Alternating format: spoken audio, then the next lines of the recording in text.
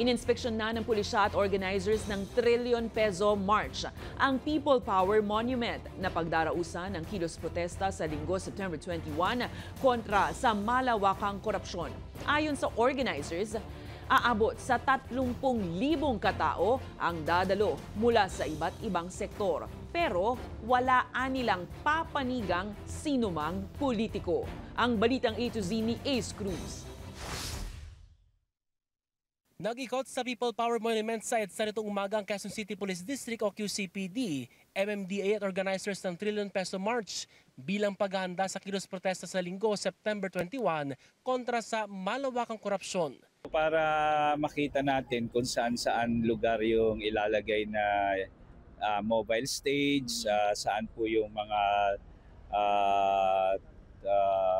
yung parking area, saan din po yung mga tropa nila na kung hanggang saan bababa yung mga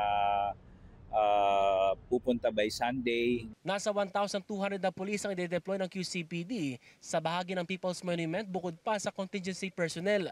Maximum tolerance nila ang ipatutupad sa kanilang hanay. Aabot sa inaasahang 30,000 na tao ang pupunta dito sa People's Monument sa Linggo para kundinahin ang malawakang korupsyon sa ating bansa.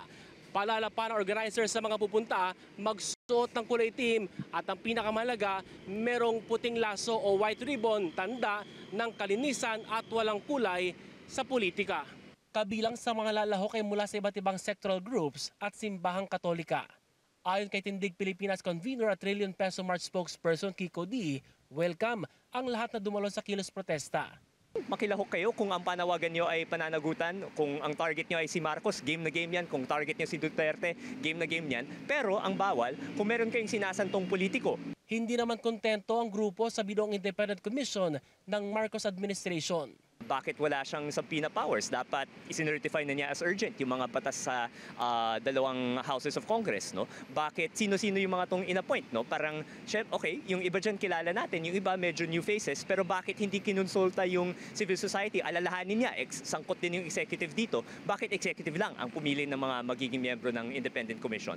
Bukod sa People's Monument, may kilos protesta rin sa Luneta na lalahukan ng mga estudyante at mga progresibong grupo na nananawagan din sa pagpapanagot sa mga nasa likod na anomalya sa government projects. Para sa Balitang A to Z, Ace Cruz.